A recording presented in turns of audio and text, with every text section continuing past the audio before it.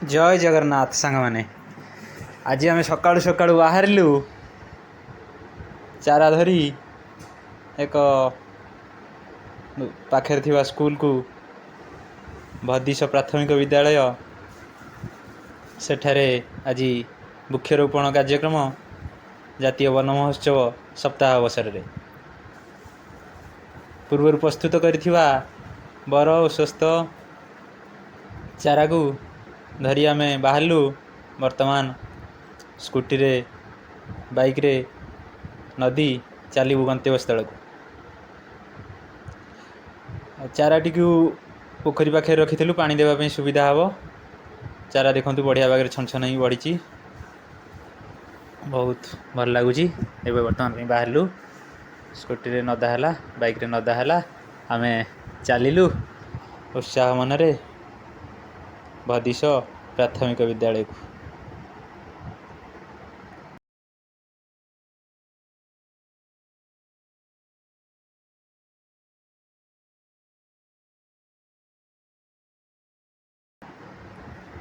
बर्तमान आसी पहुँची गलु स्कूल प्रांगण में बर्तमान सार से देखा करवा पिला से कथबार्ता हवा तापर काम लगी पड़ा आसीगलु कर्मक्षेत्र को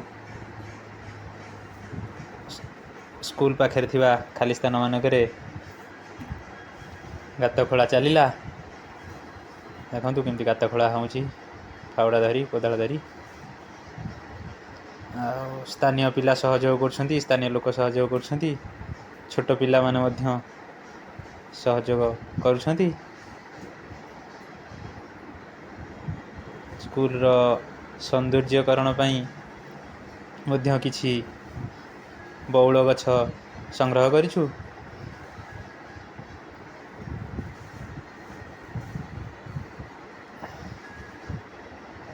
स्कूल रो बाउंड्री चारिपटे लगिया जीवो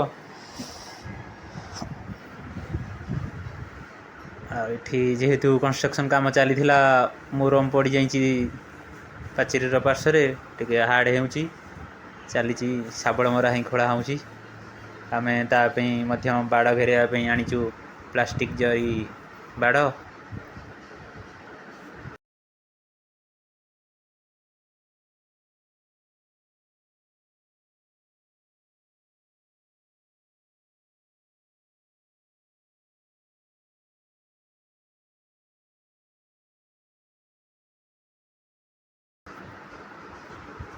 सूता बाउंश काठी बाड़ घेरिया जीव चली कटा प्रस्तुति तारी मापे कटा ही घेरिया जीव गछ हाइट अनुसार काटी सारा पर जमी लुंगी सिलाई करा जाए सेमती सिलाई करी कभर करा जीव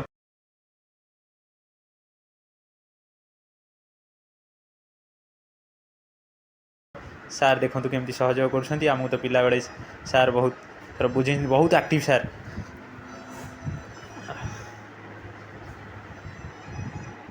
देखु यहाँ बौल गछ लगुच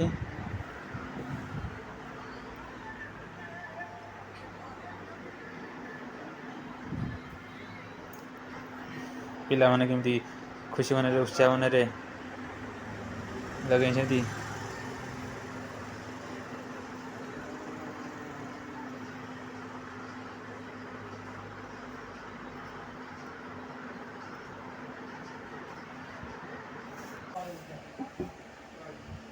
देखु वर्तमान केमती सार माने बहुत सहयोग उत्साह गछ लगाउछंती आपण आम गोटे गछ देखु गोटे दुईटा गछ किंतु चारि पार्श्व थिबो अनेक गछ किछि दिन पर बड़ है आम देखू पिला माने केमती खुशी रे बाली आनी पकाउछंती भितर तापर देखु गोटे फोटो उठाइबा पिला माने केमती खुशी रे बैनर धरी छिड़ा होती फोटो उठा कार्यक्रम चली पानी देखते केमती सार देउछंती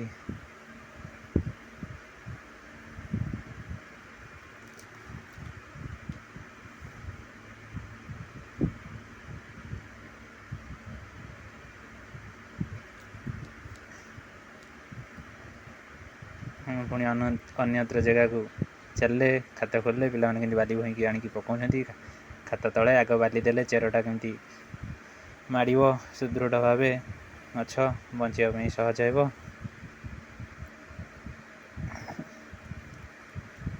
ସୁନ୍ଦର ସୁନ୍ଦର ଗଛ, ଯାହା ହଉ ଗଛ ଚାରିପାଖେ ସଫାସଫି ହେଲା, ଗଛ ଲାଗିଲା। ସକାଳୁ ସକାଳୁ ବହୁତ ଖୁସି ଲାଗିଲା।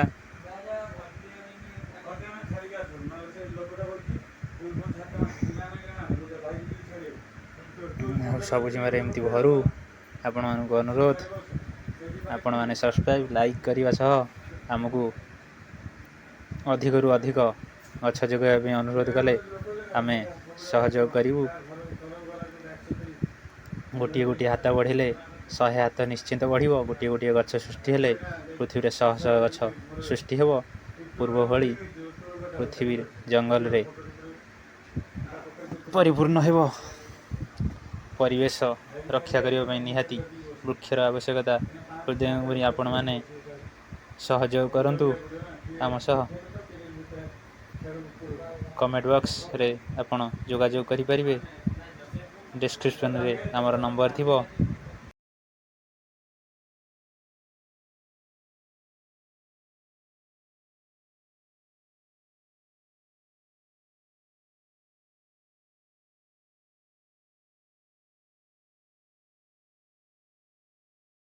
ଆଉ ମଧ୍ୟ ଅଁଳା ଗଛ ଆଣିଥିଲୁ। ଅଁଳା ଗଛର ଔଷଧୀୟ ଗୁଣ ଆପଣ ତ ଜାଣିଥିବେ। 2-3 ବର୍ଷ ପରେ ଏହା ବଢ଼ି ଫଳ ଦେବ, ପିଲାମାନେ ଖାଇବେ, ପିଲାମାନଙ୍କର ଖୁସି ବଢ଼ିବ। ପିଲାମାନଙ୍କୁ ବୁଝାଇ ସାର୍ କହିଛନ୍ତି ଯେ ଗୋଟିଏ ଗୋଟିଏ ଗଛ ନିହାତି ସାଙ୍ଗ ପରି ପାଳନ କରନ୍ତୁ, ଯତ୍ନ ତା'ର ନିଅନ୍ତୁ, ନିଜକୁ ସାଥୀ କରନ୍ତୁ। ଏମିତି ଏଇ ପିଲାବେଳୁ ଯଦି ମନରେ ଉତ୍ସାହ ଭରି ମୋଟିଭେସନ୍ କ୍ରିଏଟ୍ ହେବ ନା, ଆଗକୁ ଆଗର ଭବିଷ୍ୟତ ପିଲାମାନେ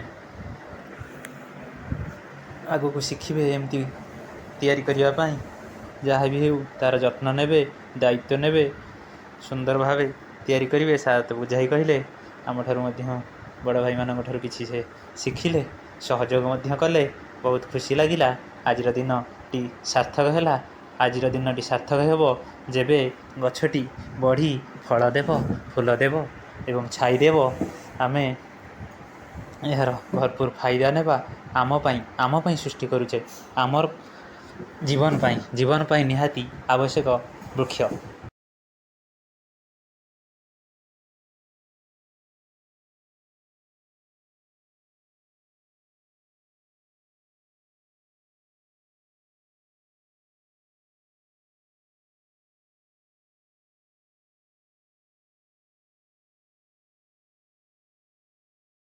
ଜୟ ଜଗନ୍ନାଥ।